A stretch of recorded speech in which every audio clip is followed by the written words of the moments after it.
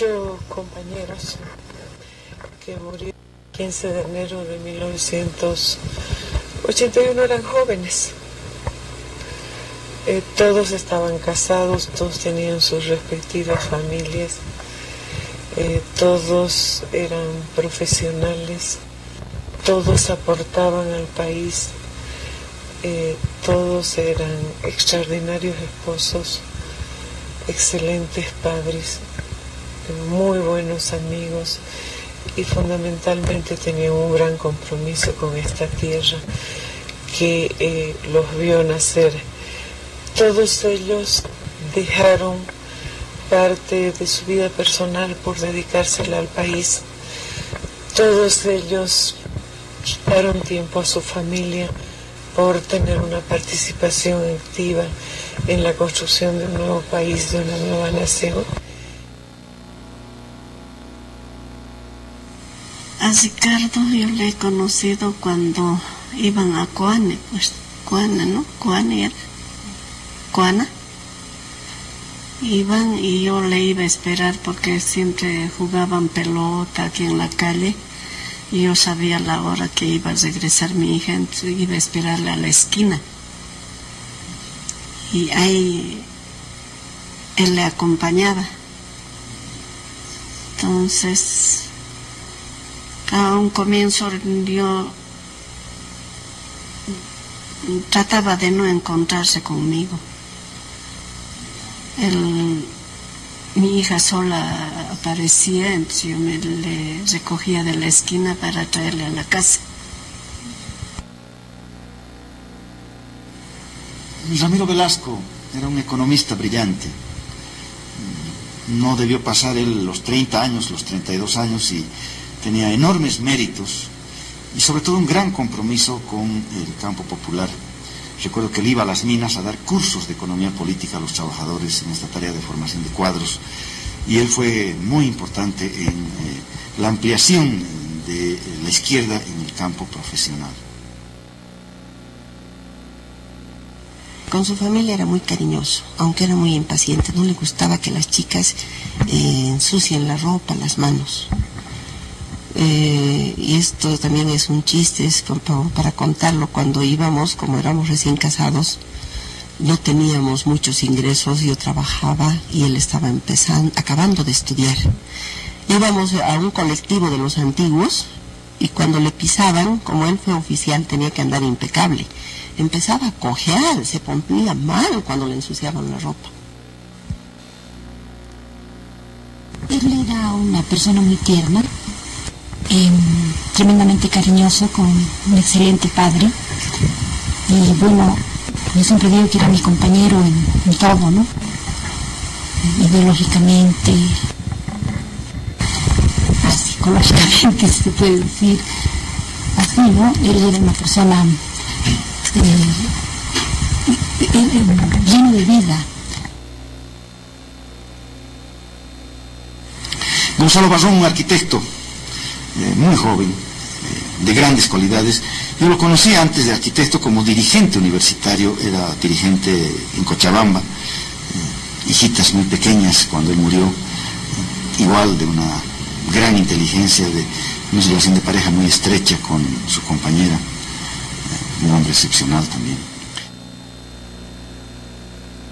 Yo lo conocí a Arcila en el año 54 y bueno, pues me quedé impactada. Yo tenía mi enamoradito por ahí, bueno, tú sabes cómo es eso. Pero cuando lo conocí, bueno, me quedé impactada, además por la personalidad, ¿no? Y ya él, Arcila ha sido 5 años mayor que yo. Entonces para mí era pues un hombre hecho y derecho, entonces wow. Yo recuerdo de mi padre, era una persona bien correcta, bien seria, había que seguir. La gente, los exunidos, le apreciaba mucho, ¿no? Cuando él estaba, un montón de gente que venía a la casa, se nos traían, se daban bolsas de papa, mi padre, arroz, todo. Pero mi padre nunca quería dar, ¿no? Porque no podía quitarle al pueblo lo que es del pueblo, ¿no? Si él está en una situación porque a veces no tiene que comer, que hay otra persona que te da un pan de donde no tiene, no puedes quitarle eso. No, por mucho que te aprecie, por mucho que no, si a veces, por decir, mi padre andaba con 10 bolivianos en el bolsillo, si alguien necesitaba, le daba. Entonces, preferiría él no comer, o no tener, o caminar de aquí a, no sé, unas 20 o 30 cuadras y tenía que hacerlo así. Era muy buen alumno, era el abanderado en su escuela, entonces tuvo esa oportunidad. Él estudió en el colegio Bernardo Monteagudo, en Sucre, y allá, desde el primer año que entró al colegio hasta el día en que salió bachiller, él fue el mejor alumno del colegio. Todos los años él llevaba. Buenas noches, hoy es jueves 15 de enero del año 2015, este es el cuarto programa del año, el 2142 del ciclo. Pancho, ¿qué estabas haciendo ese 15 de enero de 1981 al promediar el mediodía? ¿Dónde estabas vos? Estaba en la casa clandestina aquí en Equipetrol, junto con Lolo Rivero. Y Lolo Rivero, el dirigente mirista de Montero. Sí. Y ahí recibimos una llamada, y ahora de repente podemos develar el nombre. Claro. Del mayor Barberí, ¿no? De Roberto Barberí Flores. Informándonos que había habido una refriega en La Paz y que habían muerto. Y que ustedes se vayan, se pierdan. Y que podíamos tener problemas. Que la información que venía del alto mando militar era que eran guerrilleros del MIR. Bueno, él sabía... ¿Vos sabías la existencia de la Dirección Nacional Clandestina? Claro, yo había pasado Navidad y Año Nuevo con ellos. ¿Qué era la Dirigencia Nacional Clandestina? La Dirección Nacional Clandestina era el equipo de dirigencia nacional del MIR que ordenaba la resistencia y daba las directrices políticas. Pero a ver, un ratito, casi todos los partidos tienen a sus jefes afuera. En el caso del MIR hay un cambio de conductas, un cambio de actitudes dirigenciales, porque se determina que los que están afuera son una especie de cancilleres o de embajadores, pero no que definen. El partido define en el país lo que va a ser su rumbo. Sí, esa fue la decisión orgánica que se tomó, de que dirigente era el que estaba en el país. Vos me estás diciendo que pasaste Navidad con ellos y Año Nuevo. Navidad y Año Nuevo. O sea, 14 días antes estuviste con ellos. Claro, yo estuve hasta el 5 de enero. 10 días antes. Y tuve que volver, fui a pasar la Navidad y Año Nuevo con mi mujer, ¿no? Hacía muchos meses que no la veía. Se hizo el operativo, yo llegué a La Paz, ella llegó en avión y la recogieron y pasamos toda la Dirección Nacional Clandestina en una casa muy elegante del barrio de Obraje, muy grande, amoblada. Yo me quedé extrañado, con 4 dormitorios. Pasamos la Navidad. Claro, nadie los va a buscar ahí, lo van a buscar en otro lado. No puedo decir de quién era. Ajá. Porque no sé, ¿no? Y después me sumieron en la clandestinidad otra vez a una casa clandestina y volví para Año Nuevo a la misma casa. Ahí fue donde Gonzalo Barrón nos informó de que se había tomado la información de que iban a haber medidas económicas, y Ramiro Velasco las confirmó, porque Ramiro trabajaba haciendo consultorías al Ministerio de Planeamiento. Ramiro Velasco, estamos hablando del compañero, que fue el rector de la universidad. No, Ramiro Velasco era un economista muy joven. Del Ramiro Velasco, ya. ¿No? Entonces, que murió. Claro, también. del que murió, sí. Entonces, por eso supimos que iba a haber devaluación y que iba a haber medidas y que teníamos que tomar determinaciones. Un ratito, ¿Ramiro Velasco no hacía vida clandestina? Sí, no hacía vida clandestina. Ah, no hacía No vida hacía vida clandestina. clandestina.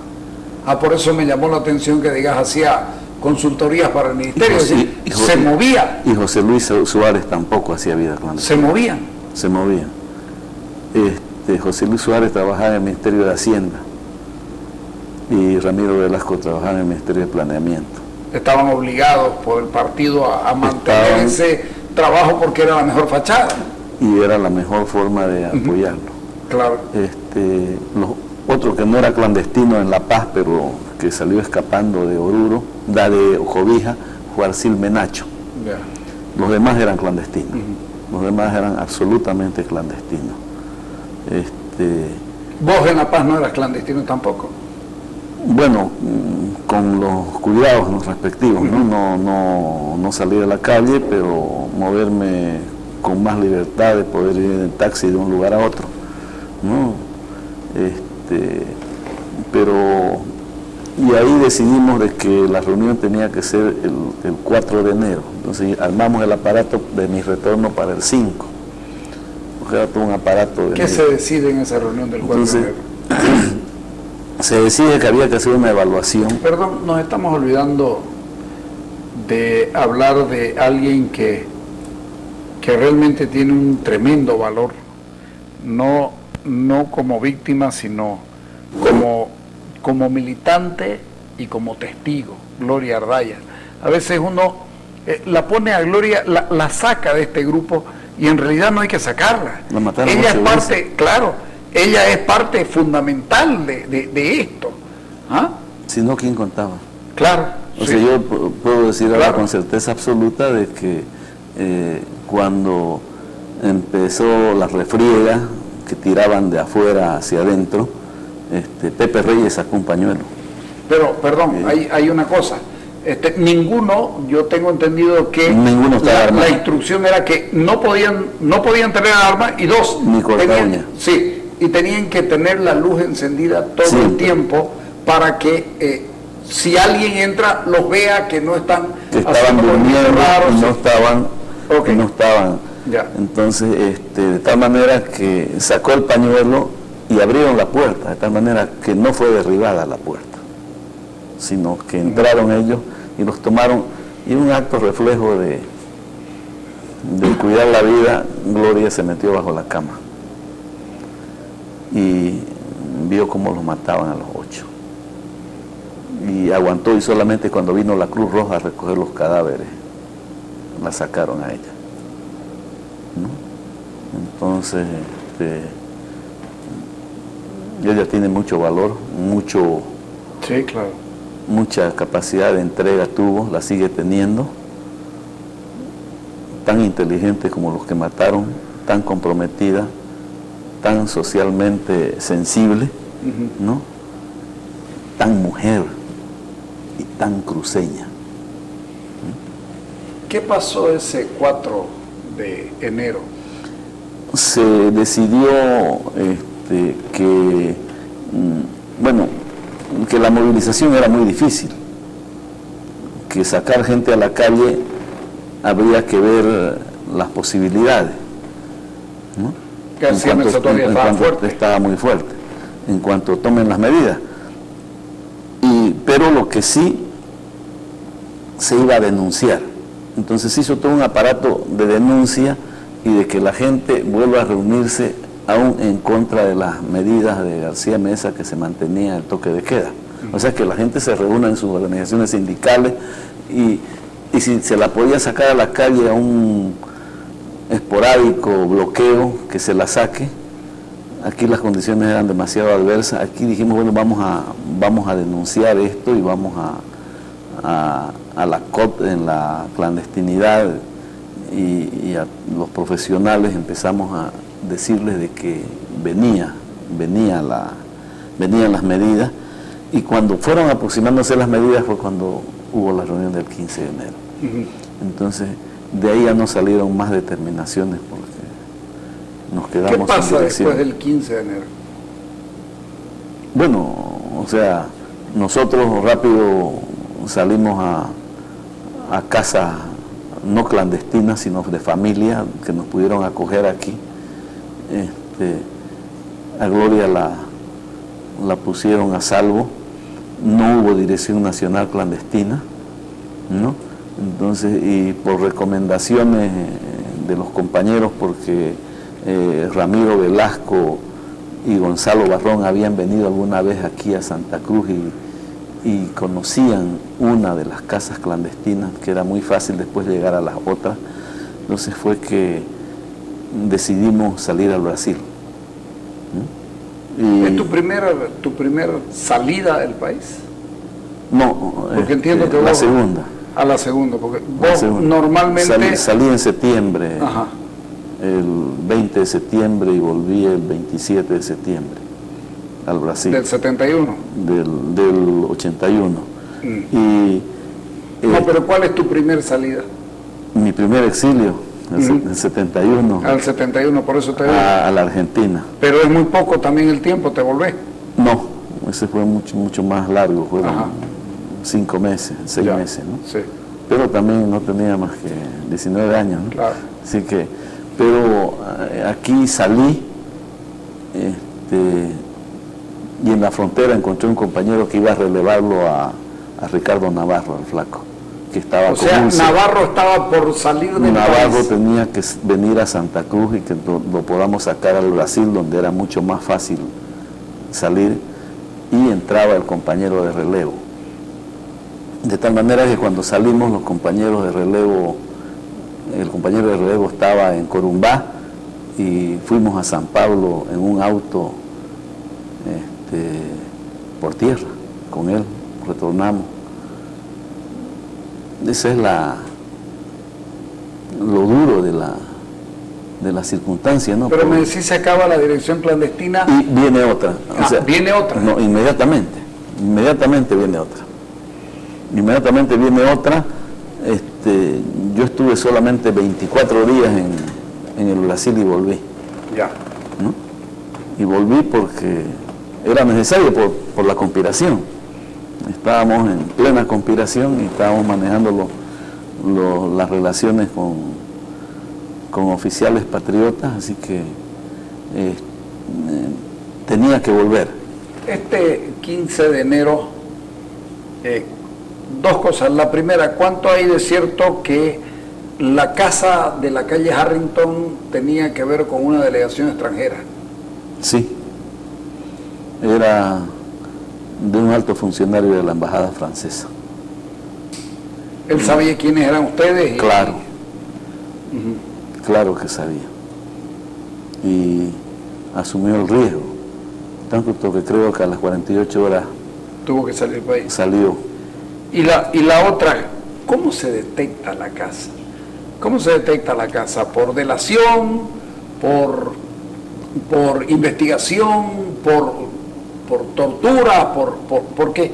Es algo que queda en la...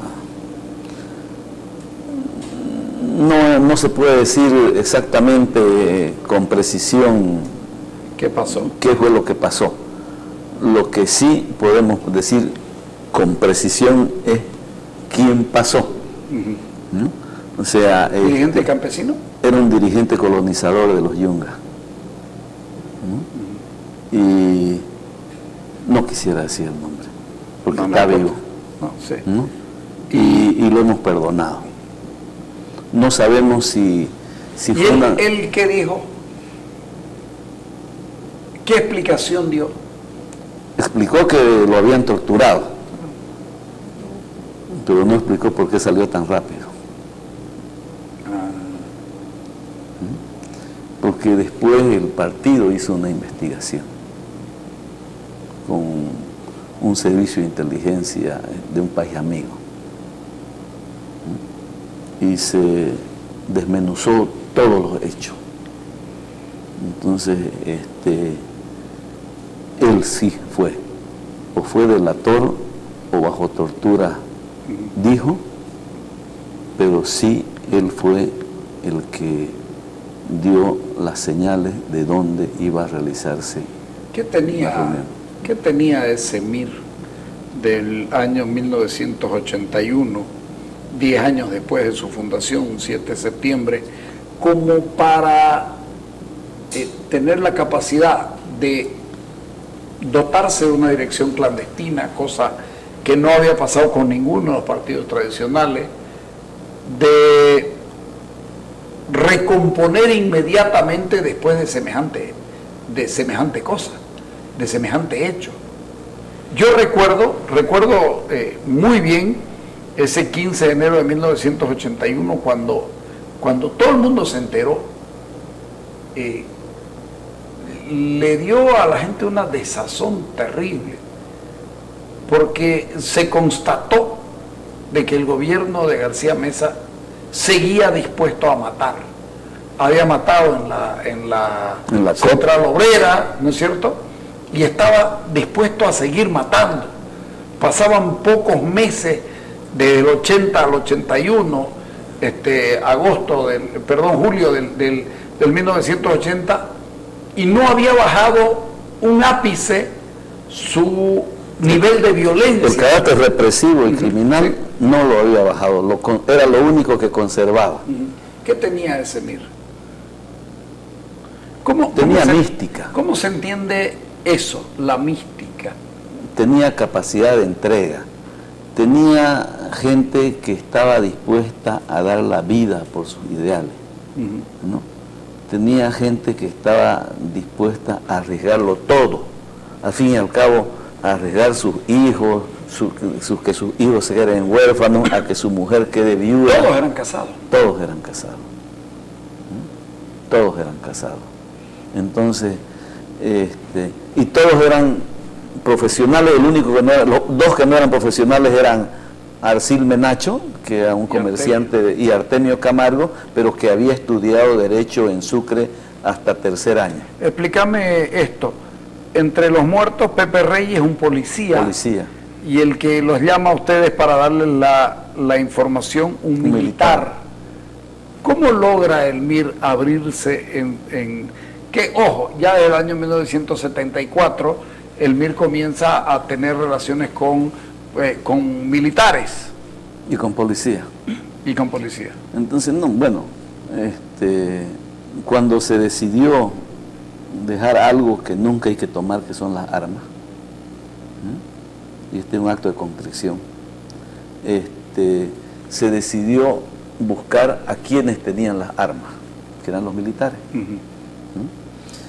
y buscar a quienes tenían el orden, que eran los policías. Esa es una decisión, esa decisión política de dejar las armas y entrar a hacer otro tipo oposición política. De política, otro tipo de oposición.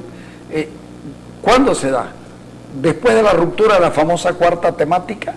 Sí, en realidad el año 74. Claro, la temática guerrera, fierrera que se el año 74, pues ya nos habían matado a Carlos Bairo, nos habían matado, y resulta que nos mataban y no avanzábamos. Entonces, y nos mataban y estábamos cada vez más aislados, porque bajo el síndrome de que estábamos armados era imposible abrirse. Entonces decidimos dejar las armas para abrirnos, para empezar a abrirnos, y el aparato clandestino hacerlo más fluido. Fue, por ejemplo, cuando aquí se fundó el FURA, ¿no? En la universidad. Pero fue cuando nos abrimos, no había otra forma, ¿no? Si no nos encontraban y bueno, estábamos en algo demasiado grave. Una cosa es oponerse y otra cosa es combatir, ¿no? Entonces, y combatir con ideas es bueno, pero combatir con armas, entonces le estás quitando más allá de todas las cosas el poder represivo del Estado. Entonces ustedes deciden ir a hablar con los que tienen las armas y con los que manejan el orden. Claro, de tal manera que ahí empezamos la fase de la conspiración. Y la idea del retorno de los militares a sus cuarteles. Y la idea del retorno de los militares, con los militares jóvenes, entre los cuales estaba el general Gary Prado y estaba el general Chanca López, que en esa época eran coroneles. Sí. Entonces, ese grupo de los militares jóvenes, de los oficiales jóvenes, fue el que dio el golpe en 74 y tomó Palacio. El Tarapacazo. El Tarapacazo. Pero bueno, pero ese grupo de militares tuvo conciencia que había que volver al cuartel. Y nosotros teníamos la conciencia de que teníamos que había que darle libertad al pueblo y votar. Y volver a la urna. Y eso sí, votar y tener derecho a ser elegido. No cuartearle el derecho a ser elegido a nadie. Por ninguna circunstancia, por eso fue, ni bajo circulares ni bajo cuadrado. Sí. Por eso fue el reclamo de amnistía irrestricta. Claro. Todos entran. Todos entran. Entonces, ese desarrollo de la conciencia democrática y popular del MIR fue el que fue capaz de hacer que esta playa de jóvenes se entreguen. Como muchos seguimos en la clandestinidad. Yo era clandestino igual que Ramiro Velasco. Trabajaba, pero era clandestino políticamente. Entonces, era una posición cómoda e incómoda. Pero bueno, al fin y al cabo... Pero era una instrucción política. Claro. Y además no salir becado. Me dieron una beca para ir a Alemania y la rechacé. Porque había que quedarse, ¿no? Entonces era la mística y la capacidad de entrega hecha carne. ¿Qué termina disparando, si es que dispara algo, este 15 de enero de 1981? Yo creo que lo primero que fue un sacudón a la conciencia nacional de que no podíamos seguir más con dictadura y de que había que volver a la democracia, y que los desacuerdos que se habían hecho antes, durante el periodo de Guevara y Lidia Gayler, eran una escuela dolorosa, pero que ese aprendizaje lo teníamos que asumir, tanto por eso el retorno se hizo como un hecho de decir hemos votado y el voto vale. Claro. ¿No? Entonces, y por eso se acepta casi como un sacrificio el Congreso del 80, fue cuando sabían que podíamos sacar más del 50%. Por eso te pregunto, por eso se acepta ese sacrificio de decir, viejo, ya hubo elecciones y lo importante es volver a la democracia, y no importa que tengamos nuestra diferencia sea tan mínima, hay que aceptar y hay que hacerlo. Hay que aceptarla con grandes sacrificios. Y si en ese momento no había la posibilidad de llegar a acuerdos de gobernabilidad, después fueron una necesidad, ¿no? Y fue algo normal. Hoy día ustedes hicieron un acto, el mirismo, este mirismo que tiene una condición rara, es un mirismo que existe, reducido, pero existe, pero no reconocido por el Tribunal Electoral. Somos como los bolivianos en España, indocumentados, nada más, ¿no? Entonces, pero estamos y aportamos y vivimos. ¿Y van a hacer una recuperación de la sigla? ¿Van a hacer una recuperación de la sigla? ¿Van a trabajar? Vamos a trabajar en eso. Pero este 15 de enero tiene un mensaje, a ver, que no es un mensaje hacia atrás, es un mensaje hacia adelante. Es necesario llegar a un acuerdo nacional. No podemos ya vivir sin llegar a un acuerdo nacional. Y ya no es el problema de 2 tercios, es el problema de un gran acuerdo para que esta democracia pueda seguir funcionando y pueda vivir los momentos difíciles que le toca vivir con sacrificio compartido. Aquí hay 3 objetivos que hay que hacer. Hay que reinstitucionalizar el poder electoral para que sean confiables los árbitros para elegir, ¿no? Y para que podamos depositar nuestro voto con seguridad, pero además con orgullo y con fortaleza. El segundo desafío es que un poder judicial así no coincide con la democracia que queremos construir. Por lo tanto, si es necesario reformar la Constitución en todo el capítulo, lo que se refiere al Poder Judicial, hay que hacerlo. Y hay que hacer, presidente, referéndum, no para cambiar las hojotas por zapatos ni los ponchos por terno. Hay que cambiar para que el Poder Judicial, el que nos va a juzgar, el que va a dirimir, sea confiable y sea independiente. Y para eso planteamos 3-4 medidas. La primera, que constitucionalmente se determine un porcentaje del Tesoro General de la Nación destinado al Poder Judicial, para que haya independencia política, independencia económica. Porque la desgracia del Poder Judicial es que es frágil económicamente y dependiente de los que lo designan o le hacen las pernas. Claro, porque es un órgano. Entonces está en medio de los dos. Por lo tanto, ¿cómo se le preserva su fragilidad? Dándole independencia económica. Ya. La segunda, no podemos seguir con el ensayo y tenemos que hacer el mea culpa todos, ¿no?, de que elegir por sufragio directo a los administradores de justicia es el error más grande que pisa la tierra. Entonces, tenemos que saber seleccionar y saber elegir. Entonces, y en la selección tienen que entrar las instituciones que determinan eso, entre ellos el Colegio de Abogados con el Parlamento, para seleccionar a los más probos, a los más honestos, a los más capaces, a los más dignos. ¿No? Entonces, si no, no va a haber, no puede haber Poder Judicial bueno, ¿no? Y la tercera es que este Parlamento que se instala dentro de una semana tiene que ser eminentemente legislador de todo el andamiaje jurídico del Estado. Ya no de que si un señor le pegó a una señora, sacan una ley contra la violencia, y si es que un perro le muerde a una niña, sacan una ley contra el perro. Entonces, esos son parches. Hay que hacer una ley de organización judicial y toda la codificación. ¿Cómo van a lograr semejantes propuestas? Tiene que ser ya no por 2/3, porque también el 1/3 es juzgado por el Poder Judicial. Entonces, tiene que ser mínimo por 4/5 partes, para que todos seamos comprometidos. ¿Te pido un favor?